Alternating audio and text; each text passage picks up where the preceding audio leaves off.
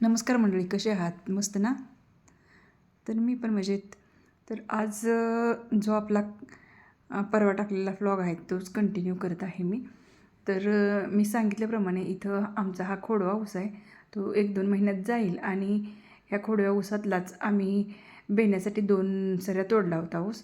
तर हे बेणं वापरून आम्ही खाली ऊस लावलेला आहे खालच्या रानात. तर तो ऊस कसा आलेला आहे ते मी तुम्हाला दाखवणार आहे.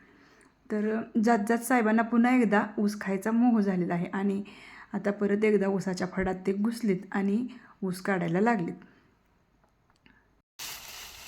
हा होय होय.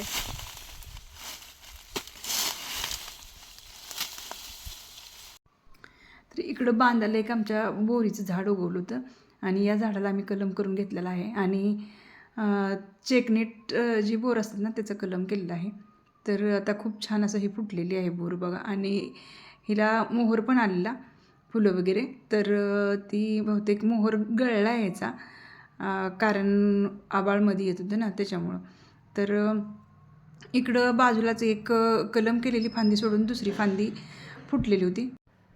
मग कुऱ्हाड तर काही आम्ही आणली नव्हती म्हणून साहेबांनी ऊसानंच ती अशा प्रकारे फांदी मोडून टाकली बघा. तर हा छोटा ऊस आहे बघा, आत्ता लावलेला सुरूचा आहे आणि इथं म्हणजे ह्या ऊसाला पाणी लावलं आहे. तर पाणी लावलं होतं आणि सरी फुल भरली होती. मग साहेब लागले होते बोरीचा फांदी तोडायला तोपर्यंत. मग म्हणलं आपणच आता सरी भरली तर मग दार मोडावं म्हणून मग मी आत गेले आणि दार मोडलं आणि जी सरी भरली होती तिचं दार तुंबून घेतलं. असली काही कामं अधूनमधून माझी सुरूच असते ती, कारण साहेब काहीतरी करत असलं का ते म्हणतच असते तर हे एवढं दार मोड जा पडदिशी. मग म्हटलं साहेब म्हणायच्या आधी आपणच जाऊन पडदिशी दार मोडून दुसरं तुंबून घ्यावं म्हणून मी आत गेली होती. तर बघा, हे पूर्ण रानामध्ये ऊसच उगवला नाही. कारण काय झालं तर माहिती आहे का, पाऊस भरपूर झालेला आणि पाऊस झाल्यामुळं तुटाळ भरपूर झालं आणि तुटाळ सांडलं पण आम्ही बरं का, पण तरीसुद्धा उगवलं नाही. नंतर पाऊस पडतच राहिला आणि हे बघा कांड्या कशा जळून गेलेत. फुटलेल्या कांड्यांना कोंब आलं होतं. पावसामुळं खूप पाऊस झाला, लय झाला पाऊस आणि त्या पावसामुळे ह्या कांड्या कुजल्या. हे बघा असं कांड्या कुजल्या आणि मग आता ही सगळं मोडून टाकायला लागते बघा. आणि आता दुसरं काहीतरी ह्याच्यामध्ये पीक करायला लागते, कारण आता ऊस तर येणार नाही. ऊसाचा सीझन तर म्हणजे ऊस लावायचा सीझन, लागण करायचा सीझन तर निघून गेला ना.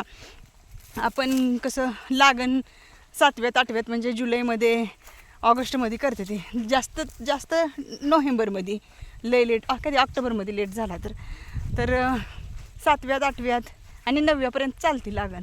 पण आता खूप लेट झालं आहे, त्यामुळं आता हे सगळं रानात जेवढा ऊस आला आहे ना तर मोडून टाकायचं आहे. रान स्वच्छ करून घेऊन दुसरं काहीतरी पीक, मका वगैरे, किंवा आता गहू पण नाही लावू शकत, गव्हाचा पण सीझन निघून गेला आहे. तर बघू आता काय लावायचा विचार करूया. इकडच्या रानाची पण आमच्या तशीच तरा झाली, सेम टू सेम कंडिशन आहे. पण इकडं जरा तरी बऱ्यापैकी आहे ऊस. मग हा काय मोडायला लागत नाही म्हणून आता हे खुरपून वगैरे घेतला आहे आम्ही. हे बघा, आणि इकडं पण तुटाळ सांडले, ती भरपूर तुटाळ झाले. हे बघा, परत मग नवीन लावलाय ऊस.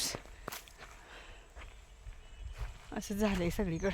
पण तरी त्यातल्या त्यात बरं आहे, तिकडच्या रानात काहीच नाही चांगलं म्हणून ती रानं मोडायच लागतात आता. तर ही बघा सगळी कंडिशन अशी पावसामुळे झालेली आहे. तर वरच्या ऊसात पाणी द्यायचं सुरू होतं आणि खाली खुरपान सुरू होतं. तर आता मला यायला उशीर झालाच होता. तर म्हणलं आता खुरपू लागावं थोडंसं म्हणून आपलं चिलकत बिलकत घातलं आमचं ऊस कापू नये म्हणून. आणि चिलकतच म्हणायला पाहिजे ना, तर शर्ट घातला आहे आता आणि लागले खुरपायला. तर भरपूर गवत आहे आणि इतकं उगवलं आहे काय विचारायला नको. तर वरच्या रानातून खुरपत आम्ही आलेलो आहे आणि जे खुरपलेलं रान आहे त्याला खत घालून पाणी द्यायचं सुरू आहे.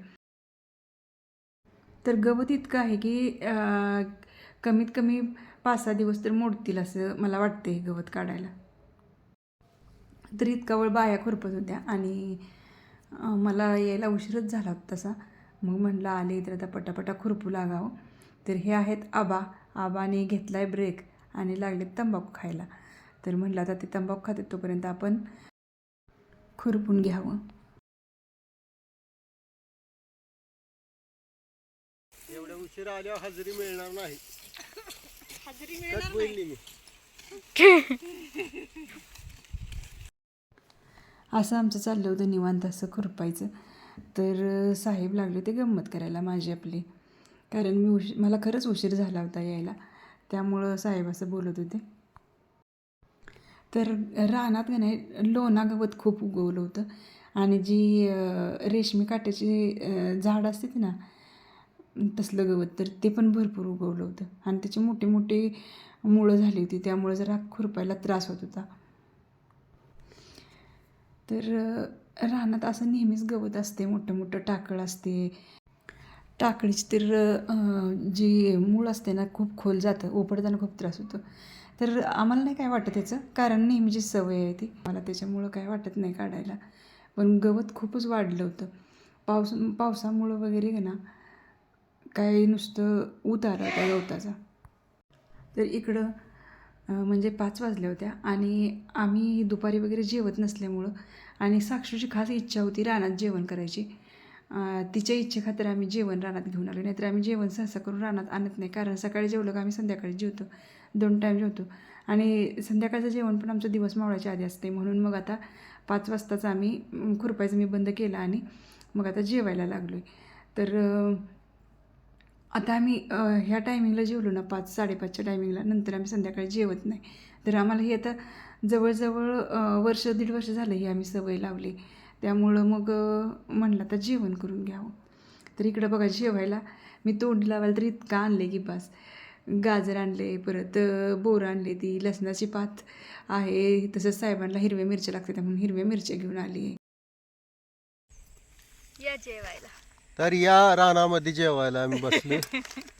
या जेवायला आता. जेवायला या, जेवायला आबा, जेवायला या. तर साक्षू खास जेवायसाठी चालली होती रानात, त्याच्यामुळं ती खूप खुश होती आणि आम्ही बघा तर सगळी जेवायला लागलेलं आहे. आणि बघा साक्षू काय तोंडी लावते ग? लसणाची पात फेवरेट. आमची मस्त अशी अंगत पंगत रंगली आहे जेवणाची. जेवायला या जेवायला. काय काय आहे जेवायला? बटाटा, बटाटा नाही, फ्लावर आहे, मिर मिक्स भाजी आहे, मिरची आहे, चटणी आहे, ज्वारीची भाकरी आहे, बाजरीची भाकरी आहे, तीळ लावलेली, कांद्याची पात आहे, लसणाची, गाजर आहे ती, बोर आहे ती, ओला कांदा. जरा काय काय करायचंय? मग कांदा तोंडी लावणार आहे. चटणी लय भारी लागते बरं का जवसाची.